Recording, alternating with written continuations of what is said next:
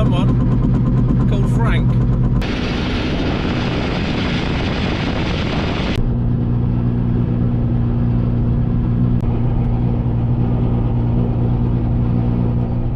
So following the survey, I'd had a couple of weeks before, I'd been on the lookout for a new boom. This was because the old boom had a big crack in it and so it needed to be replaced. Frank had got in touch with me when I'd started bleating about how much it was going to cost me to replace this boom. So when he said it was the available spar he had at home was 4.5 meters, I went around there to have a look and was really impressed with it. I suspect that it is off a Nicholson. It's extremely light in comparison with the old boom, as you'll see. Obviously this was almost bare extrusion, with the exception of just a couple of hooks and fittings for positioning a mainsail. So reefing lines, reefing points would need to be fitted.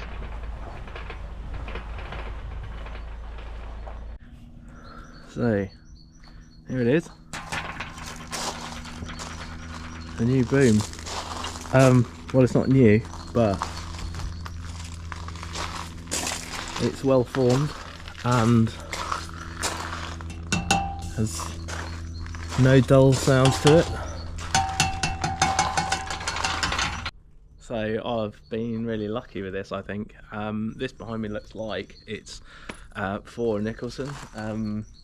It's very sort of bare bones extrusion. There's no reef points on it or anything, but that's no big issue. I can sort that out. So all I need to do is get this up onto the deck and get it in position. Just got to remove the cover, but it looks like the fixing point here, I can just remove that and then put it into position onto the existing gooseneck fitting. So here is the gooseneck of my boom, and that there is what we're talking about. Nice crack along there, not great. I'm just taking this off. It's so bloody cold out here today. I'll get the new boom up, get it in position, see what I need to do.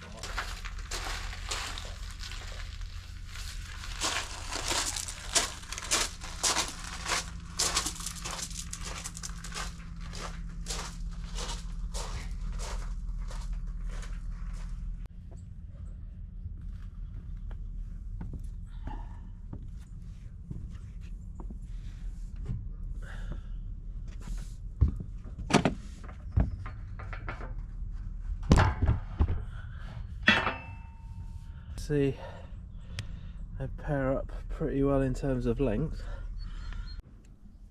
The new boom came with this shiny stainless gooseneck fitting. However, to save myself a lot of work, I wanted to see if the boom would just slot onto the existing fitting on the mast, which it didn't, but it was worth a go anyway, and it would have saved me a lot of work without having to remove the rail and all that business.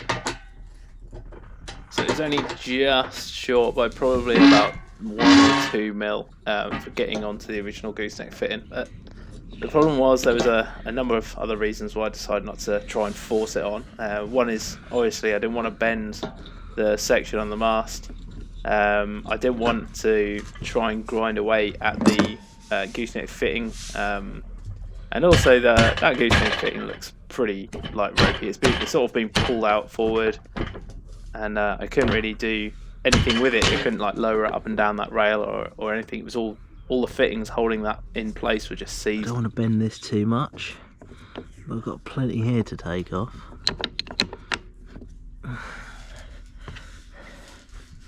So the new boom is just short in terms of width for fitting onto the existing gooseneck fitting. There's two ways I can go around doing this. One is to sort of shave some I suppose thickness off this, or even prise this out slightly wider, but ideally I want to the proper way of doing it is to remove that and install the purpose-made gooseneck fitting. But the problem is these fixings are absolutely mashed, probably corroded into this rail for me to drop that out, and this bit here is pretty ropey looking, but to be fair, yeah, I think I'm gonna have to try and remove some of these fittings and get this out and get a new sort of holding block, if you like, for the new fitting. As you can see, some pretty manky fittings in there. I'm just gonna try and move these, which I am able to, which is kind of a bit of a miracle. Try to unscrew these, but no luck. So I'm gonna have to do a bit of cutting here because none of these fittings are moving at all. I've tried heating them up, freeing agent, but as you can see, I've just cut the lower part of that off, and there's no way in a million years I'm going to get that out. So yeah, what I'm going to do is I'm going to cut just up the top here above this, remove this section of the rail, and then I've got some on the boom which I'm going to take off and use to fit, and then that'll be at least a functioning gooseneck, so I can actually do stuff. I can set the height, etc. So yeah, unfortunately it's just a little bit of work around that.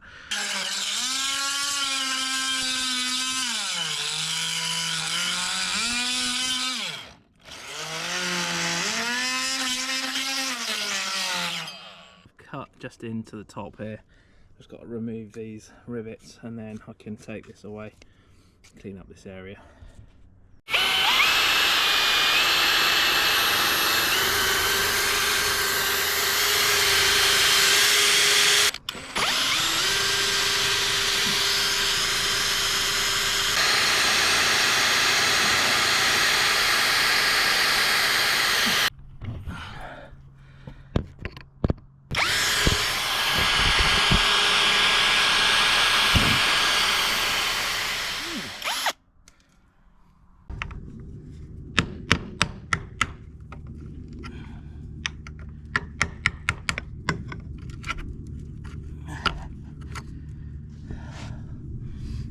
That is that.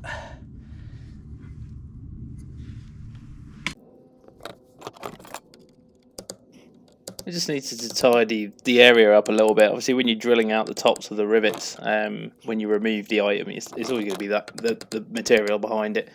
So you either drill them out or tab them into the mast, which is what I'm doing here. And obviously, just cleaning up the area where the rail's been sat for a while, just ready for the next for the new rail to go in.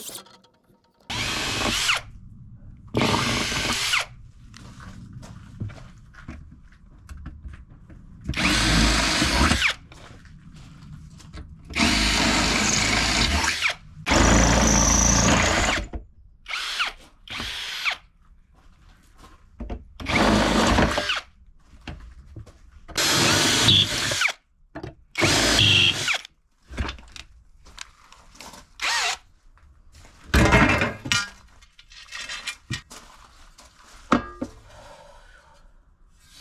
There you go.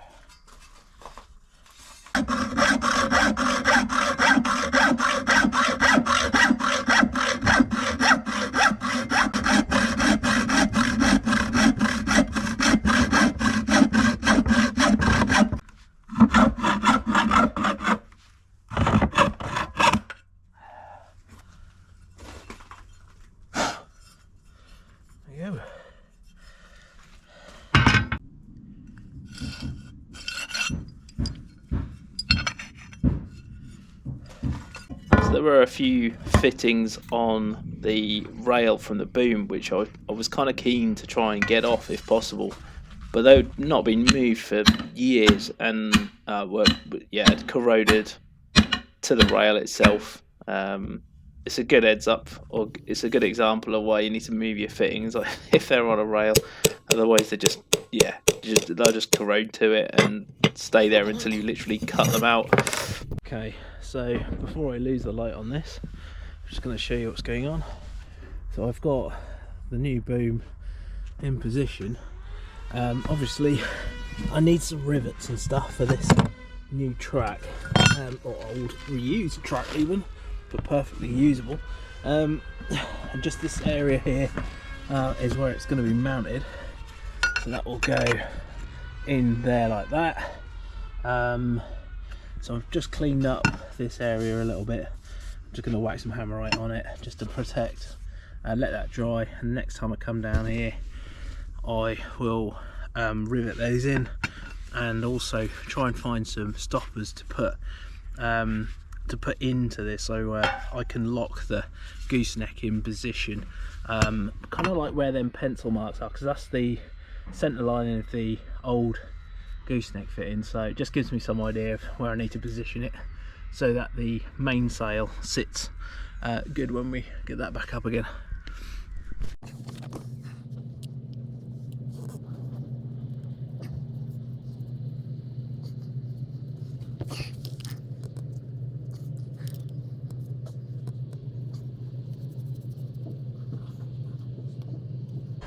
Right, that'll do.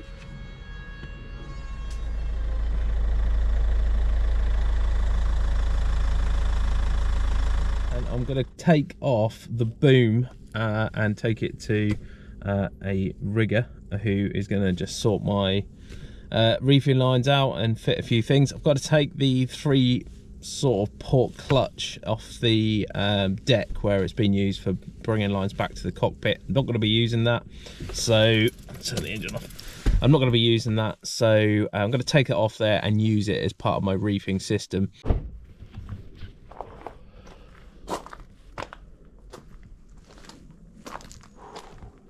It's like a fridge, So I'm just taking these spin lock jammers off, and they'll essentially go on the boom for the reefing points. So we can look at the general condition of them. Don't look too bad. Might have to just take that off, whatever that is.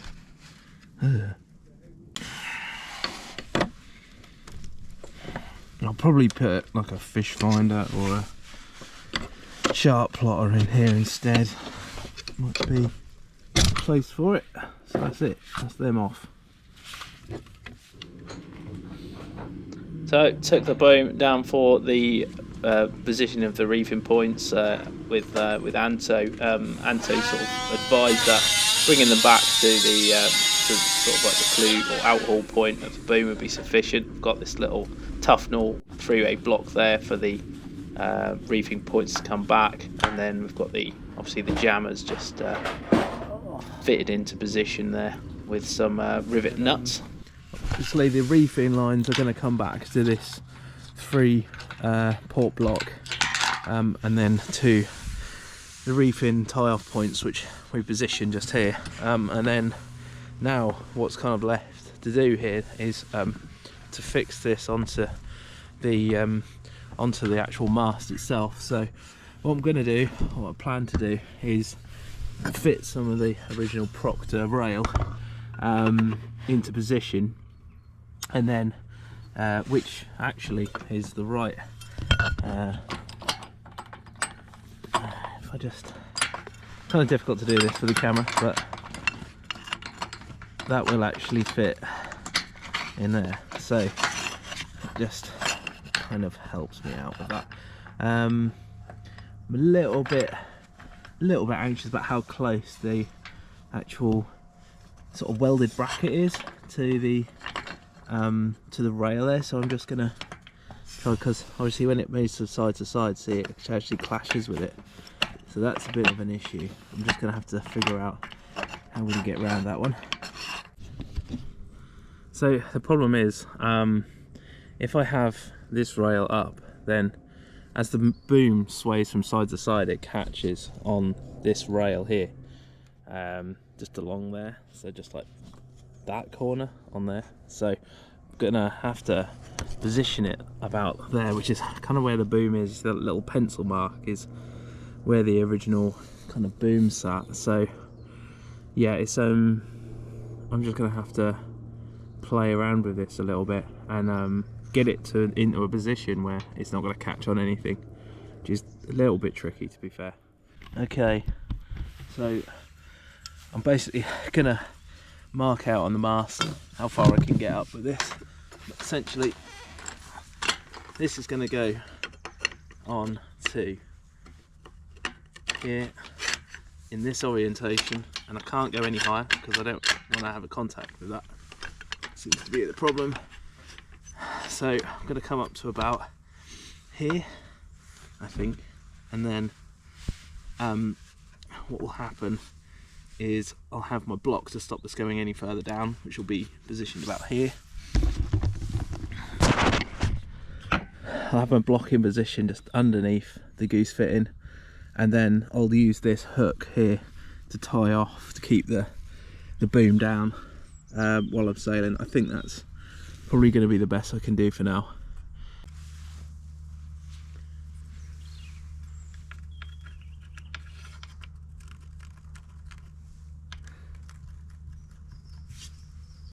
So you know, it's getting serious when it's pencil in the ear day.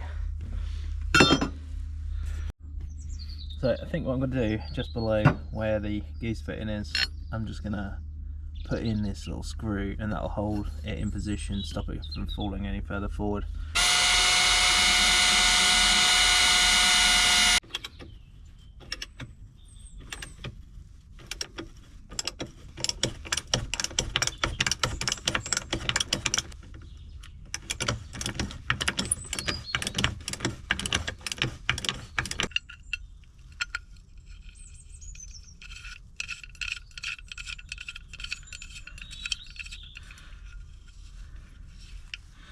Right, that's in. I mean, it's not exactly straight, but it will do.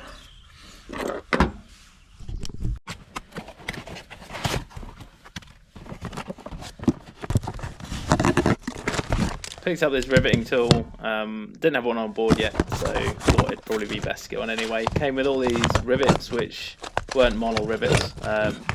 You have to, kind of anything structural is model rivets on boats. It's high tensile strength, high corrosion resistance, all that good stuff.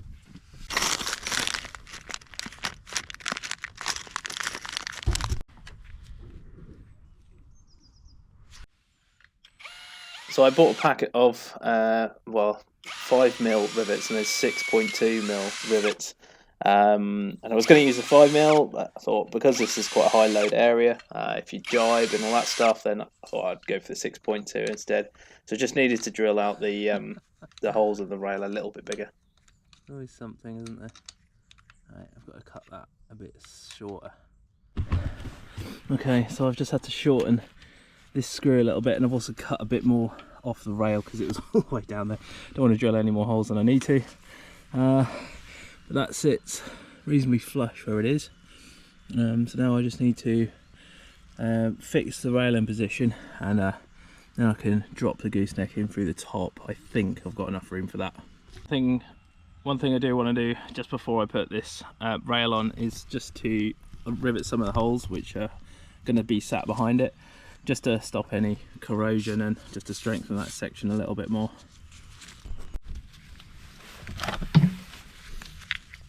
A bit of the old Duralac on that.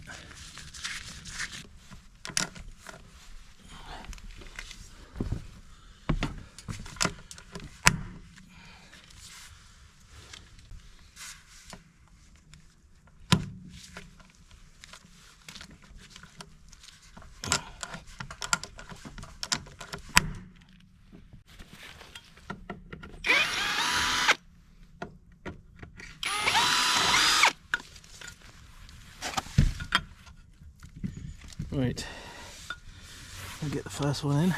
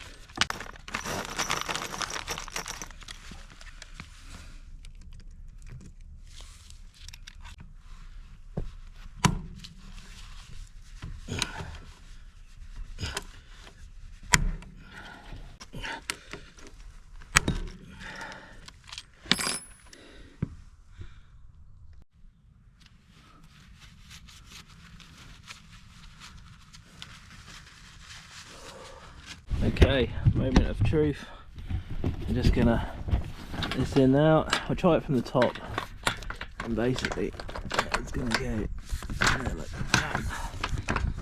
And now I've got full clearance for this to swing either side. It's actually, once I've tied that down with something, I'm gonna that should keep it nicely in position. There is a little bit of play there, but we'll have to just monitor that and see how that goes.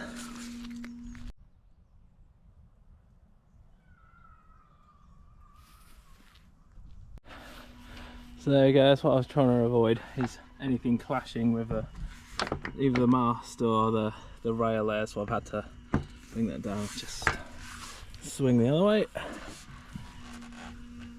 That's good as well. That's clear there, that's fine.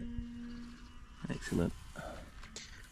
With the boom job pretty much done, I moved on to the exhaust hose, which I had removed a couple of weeks prior and found it to be in an absolute mess.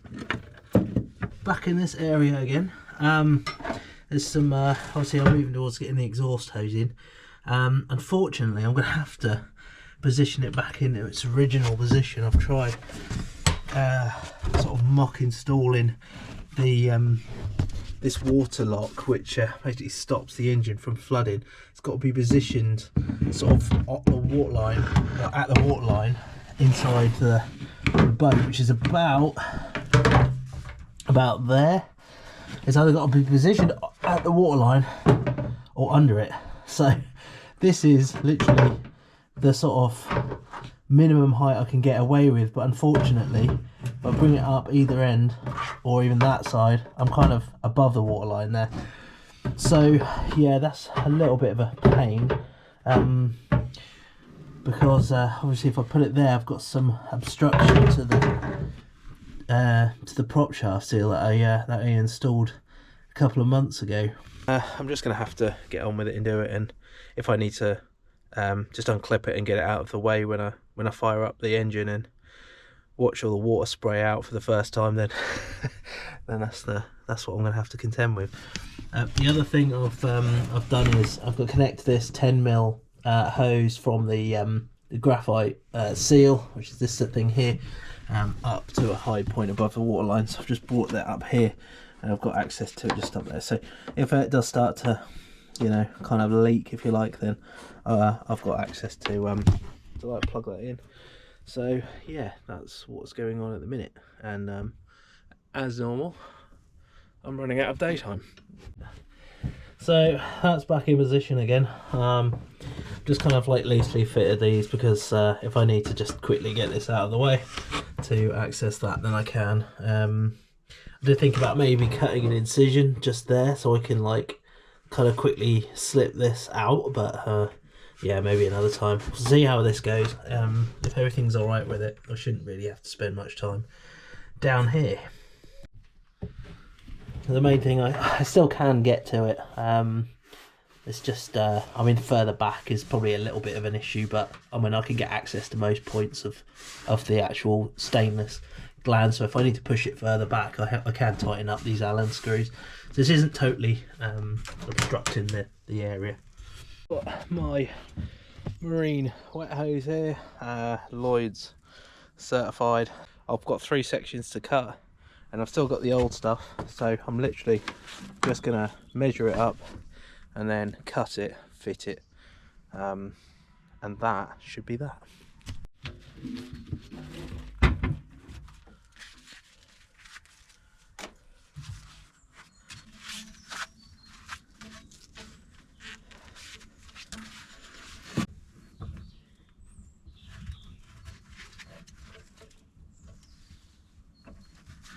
That's about there.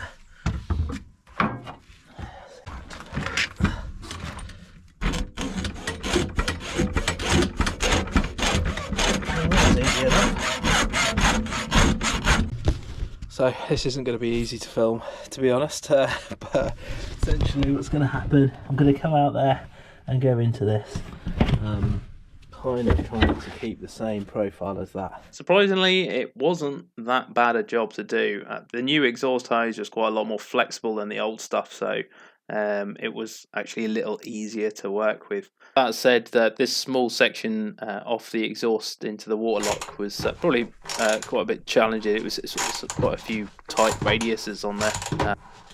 So nothing on about is easy. This was a bit of a mission. I've just put this in position, and that bend on there is a bit challenging, but that is now in. I'm now onto the straight bit out of the box. I've got to go up there. Oh my word. Trying to move this valve, and I've just been soaking it in, like, freeing up WD-40 and all sorts of stuff.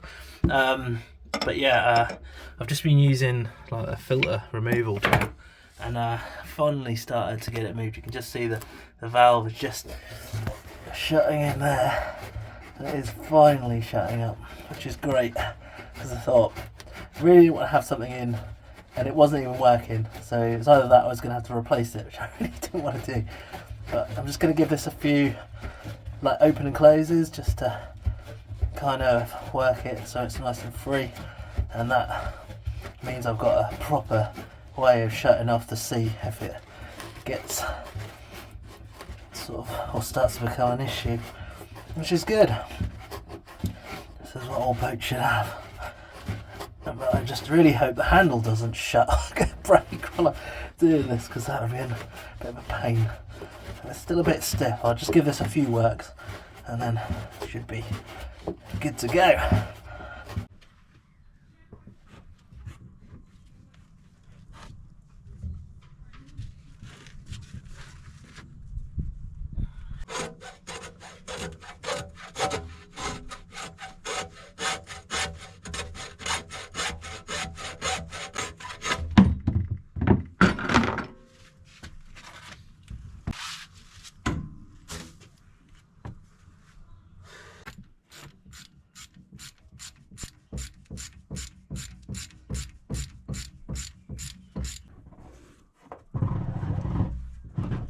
This is going to be a bit of a pain, as I forecast.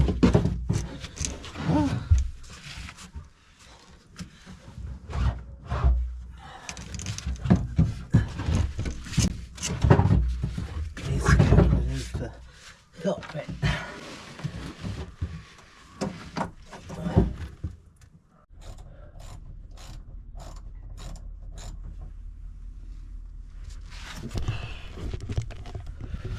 Right, I'm just putting the last bit in. Already there's the elbow up there. You can't see that too well, but it's up there. Let me just see if I can shed some light on this situation. Just putting the last clip on. There is just a single. I am just putting a single clip on there. I know you wanted to put doubles, but that's a big fat clip, so no worries there. I might put another one on. I'm not sure yet. Yeah, so those two up there. Obviously it's a bit of a pain in the neck space to get to, so I've doubled up there, and yeah, that's about it. Obviously I can move that valve now, which is great, so I can isolate off the sea if I need to, which is great. And I think previously there were just cable ties holding this up, so just like where the elbow was. So I'll see if I need to do that again. So I'm just going to tighten this up and that'll be the exhaust finished. If you look at this shock here, there's quite a lot of movement in that, and I'm not putting much pressure on. Unlike over here, I've got nothing at all, nice and steady. So I need to replace this shock. I've got a new one, but yeah, you can just see the whole engine's moving around, and actually at low revs, at idle even, there's a lot of vibration, which I think is going to be that. These are the new bits. I've ordered them from Parts for Engines, which are probably about half the price of going to probably like a Volvo Penta one. I've got two of these just because, well, at some point that one's going to go, but I'm just going to replace this for now. I think pretty good access along here. These bolts, there's a little mounting plate kind of underneath there.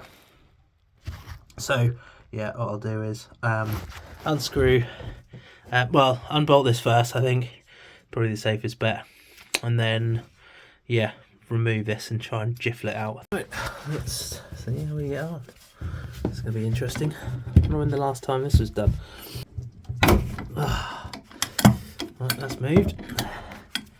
I'm trying to do the camera on this, and at the same time is not an easy task. Right, here we go.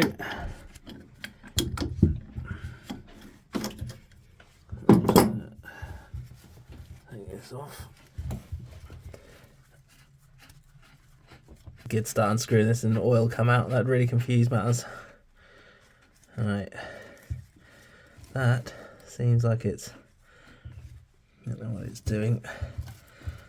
Quite hard to turn there. Ta-da! Right. So now I just need to undo these little Allen screws and try and move it out sideways, I think. So I've had to use a slightly different tool. I tried to use my socket and an Allen bit in there, but it didn't move, so I had to use my pliers, and I've actually managed to free that up now with a WD-40 as well, so that's on the move. It's just the one at the back I'm going to have a little bit of issues with access, but it should be alright. So I've just wedged it up a little bit just to take some of the pressure off. Hopefully it'll come out.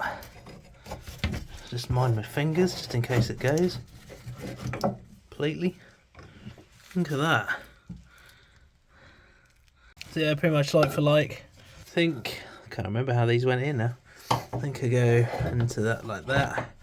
You see, this one's a little bit higher, so I guess I'm going to have to prop it up a bit and put in there like that. Yeah, that's better. Hey, there we go, just align the hole up. I think I'll go about there. I think it is. Okay, so yesterday ran out of light in the end and things were getting pretty dark. But yeah, essentially I changed out this shock mount yesterday, and what I'd done, I'd ordered this height adjustment, and I didn't actually need to. You can purchase these, and they come with two choices of bolt. One's like the adjusting bolt, a height adjustment bolt, which is kind of like a big long bolt with additional nuts on it, so you can have an under here, so you can adjust the height of the engine, you know, so it's properly aligned. But on this, it's just like one bolt. So the old one here just came out, and it was just that screwed all the way sort of down, so that the plate here just sits on top of the actual shock absorber, if you like, or the engine mount. So yeah, I didn't really need to order those, but they're only an extra £1 if you're either going for just the bolt or the height adjustment bolt. So, but it doesn't really matter. This, so long as it's properly secured down and all that good stuff. I think the adjustment on this engine, if any, is done by the rear shocks. So yeah, this one here doesn't seem like there's that much play in it. I do have another one. I might do it, but I'm going to have to remove the alternator to get to it. So I think for now, I'm just going to see how it goes. Yeah, you're probably saying, oh yeah, just get it over and done with, just replace it. But yeah, I'm not going to replace something if it doesn't need to be replaced. And that one actually looks quite new. It was in no way near as poor a condition as this one, so I think I'm just going to stick with removing that one for now. Yeah, just trying to clean the engine area up a little bit. It's I've just been putting some of that spray paint on it just to kind of try and give it a bit more life. And yeah, but I mean, in the future, probably need a little bit of an overhaul or a pull out, and yeah, replace some of the major components at least. But it's okay for now, and it's done really well for the first season. So yeah, we'll see how the second season goes. Something else I've picked up is one of these Victron Energy Smart controllers, and that is to replace this unit here. Essentially, this it's a 75 volt, 15 amp rated, so it can take up to 15 amps from solar charge. But you can connect to your you can connect this to your phone and just monitor the sort of like the condition of the system in its current state. And I think as well you can look back on how things have been going. I'm not sure, I haven't actually given it a look yet on YouTube or anything, but these are sort of quite, Victron in general do some pretty amazing stuff. So yeah, pick this little one up, and yeah, I'll put it and install it in the same place, kind of out of the way, but obviously I can connect to it with the phone and just check out what's going on. That's the thing with these ones, you can't really see what's going on. There's little lights on the indicator panel there, but that's all you get really as an indication of the state of charge. So I've just disconnected the load or the PV in there, so that's the solar panels in there, battery there.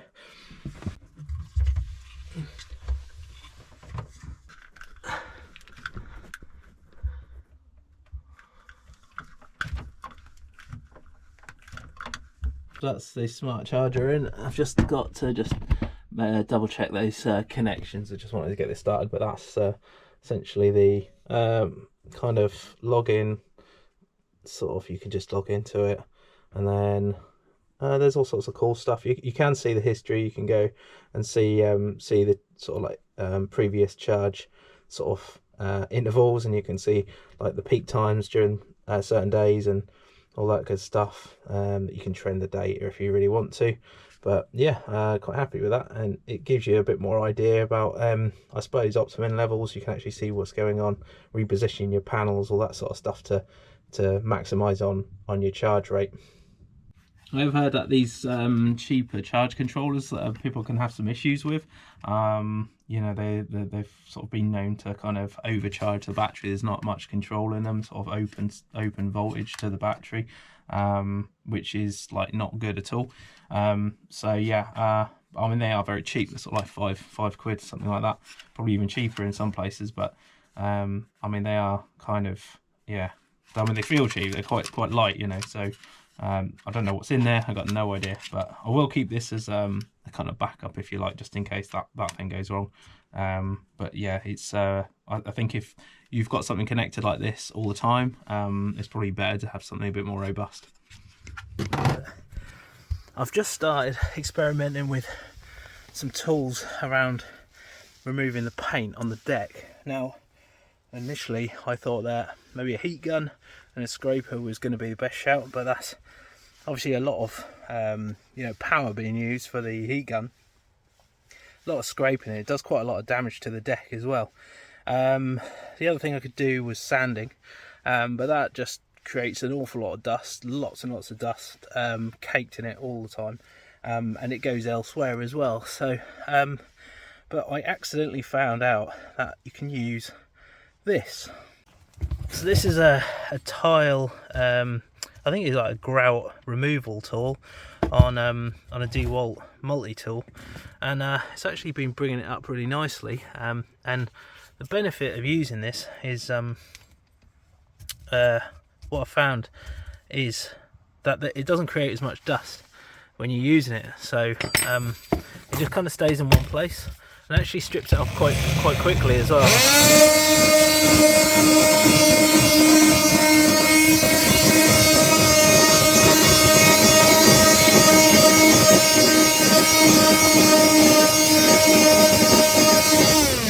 It's getting down through all the layers, right down to the original sort of, well, kind of where the surface I want to be priming, to be honest. But you can see the flakes aren't small enough, or most of them aren't small enough to be airborne, so it kind of keeps it all on the deck.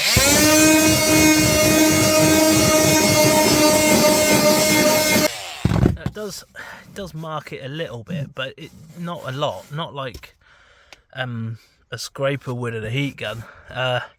Just kind of leaves that sort of finish, but that's no problem for the primer over the top, and then a sand that would easily get rid of that. Unlike some of the gouges you create when you're scraping. So the other thing is cost. So these are a fraction of the price if you compare it to how many sheets of sandpaper you'd likely use and all the other bits and pieces. And obviously you're not using anywhere near as much power as, say, a heat gun. So yeah, I think that's going to be the plan of attack for, well, all of this. Some of the areas are going to be a little bit tricky, like around the corners and sort of like in the smaller spaces. But I've just done along here with that tool there, and I mean, you can get different size tools, so I'll have a look online and see what else is available. But yeah, I think some of the areas might have to just go around and scrape it off with like coarse sandpaper or something. There's no getting around that one. But I mean, just this area here took me probably not much more than 20 minutes, so that's not too bad. So it's about an hour's worth of work. So far so good.